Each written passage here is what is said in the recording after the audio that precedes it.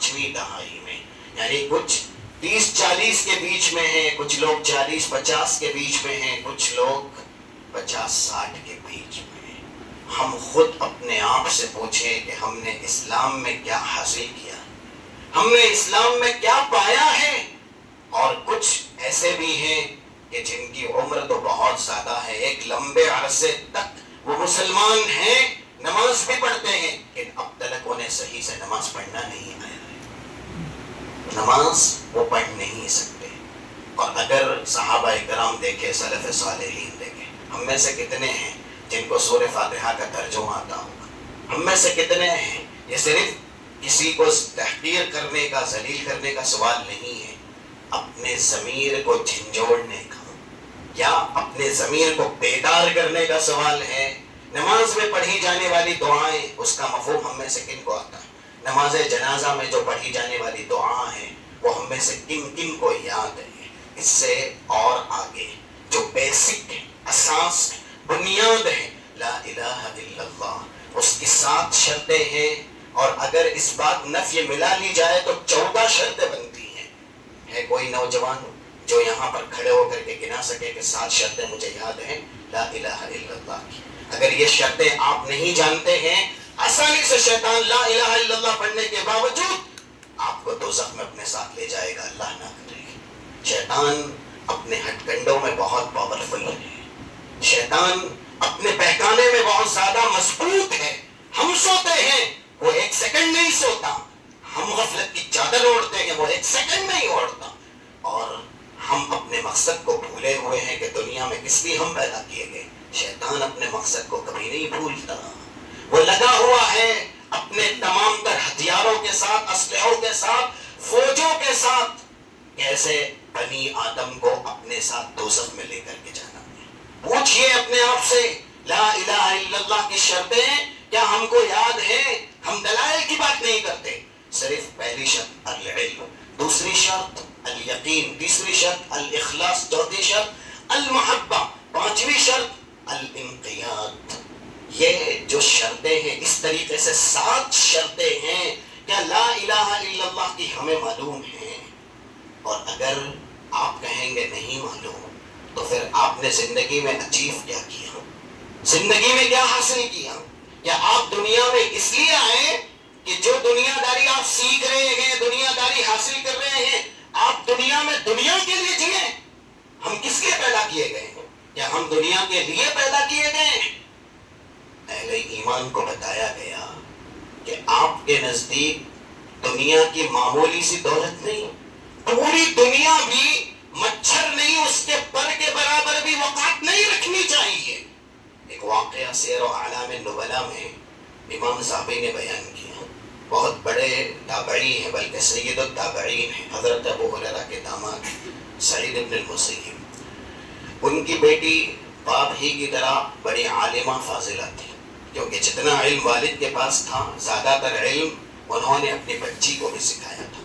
مدینے کے حاکم کا رشتہ آیا، حاکم کے بیٹے کا رشتہ آیا، کسی نے کہا کہ اتت الدنیا الیک بحذافیرها، سعید بن المسیب خوش ہو جائیے، دنیا اپنے زینت ساز و سامان کے ساتھ آپ کے پاس آئی ہے، یہ قدر ہے آپ کے علم کی، کیونکہ آپ کی بچی پر رشتہ مدینے کے حاکم کے بچے کا آیا ہے۔ سعید بن المسیب جواب دیتے ہیں، یہ تو صرف مدینے کے حاکم ہے نا، ہم جو کتاب و سنت کے پاسباں ہیں، پاسدار ہیں، ترجمان ہیں، لوگوں کو قال اللہ قال الرسول سکھانے والے ہیں۔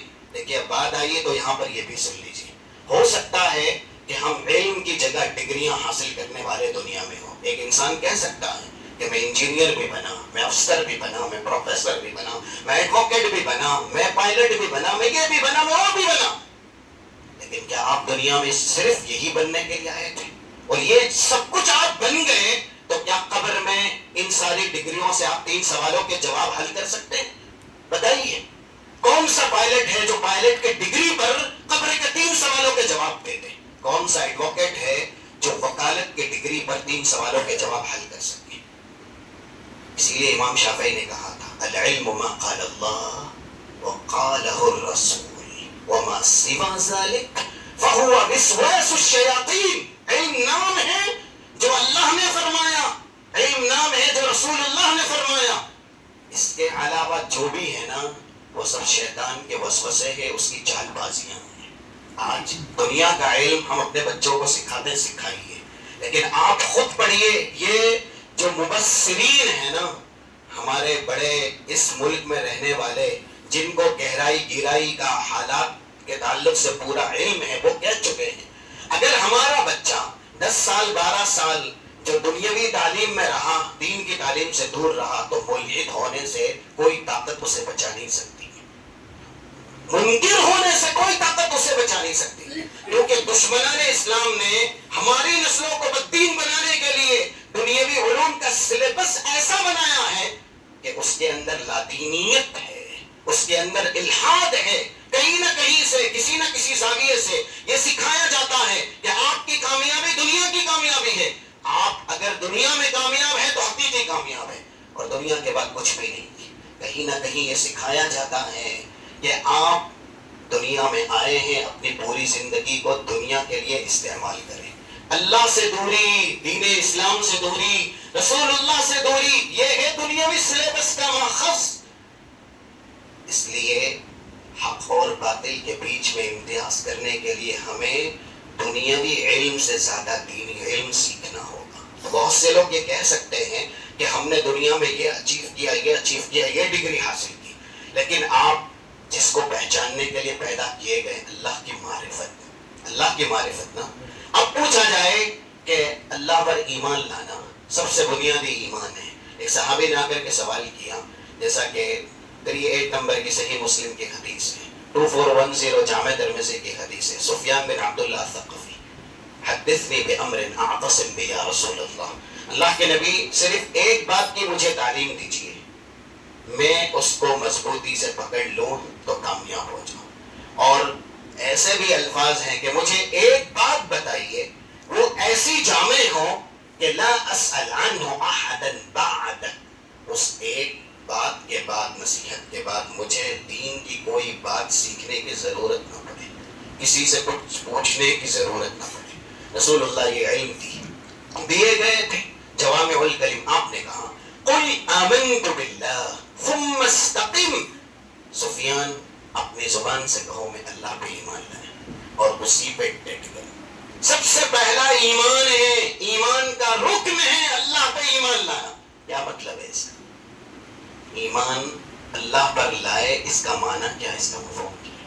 ایک انسان اللہ کے وجود کو نہیں سمجھتا، اللہ کی معرفت اس کو نہیں ہے، اس کو کچھ بھی مانگنا ہے وہ غیر اللہ کے در پہ جاتا ہے، وہ دوسروں کو سمجھتا ہے کہ یہ مشکل کشا ہے، حاجت روا ہے، یہ سب کچھ کیوں ہو رہا ہے؟ ہم کو بیسک ایمان اللہ پہ لانے کا مفہوم ہے وہی نہیں معلوم۔ یہ 4 جز ہیں، اللہ کے وجود پر آپ ایمان لائیں، اللہ موجود ہے اور اللہ ہی قابل عبادت ہے، معبود برحق ہے۔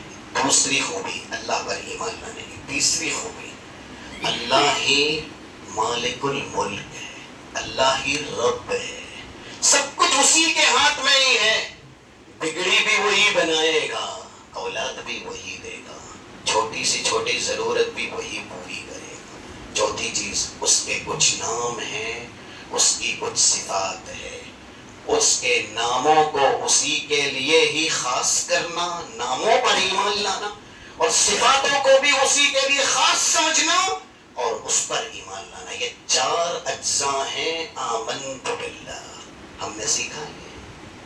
اور اگر یہ سب علم ہمارے پاس نہیں ہے اور اس کے علاوہ پوری دنیا کا علم ہمارے پاس ہے تو قرآن کریم کہتا ہے نا، 7 نمبر کی آیت ہے سورہ روم کی، یعلمون ظاہر الحیات الدنیا وهم عن الآخرۃ هم غافلون، ان لوگوں نے دنیا تو خوب جانی۔ کیا ہمیں کا کوئی ماں کے پیٹ سے نکلا تو دنیا سیکھ کے آیا تھا؟ دنیا میں آ کے ہی دنیا سیکھا نا، پھر وہ دین سے کیوں نہ بلد ہے، دین سے کیوں دور ہے؟ ابھی پوچھا جائے کہ قنوت وتر، جو وتر میں پڑھنے والی دعا ہے، کس کس کو یاد ہے؟ اللہم اہدنی فیمن ہدیت وعافنی فیمن عافیت۔ یہ بیسک سوالات ہیں، آپ رات میں سوتے ہیں، سونے کی دعائیں ہیں جو جامع ہیں، رسول اللہ ہمیشہ پڑھتے تھے۔ دیکھیے آج انسان کیوں اپنی زندگی کو محض دنیا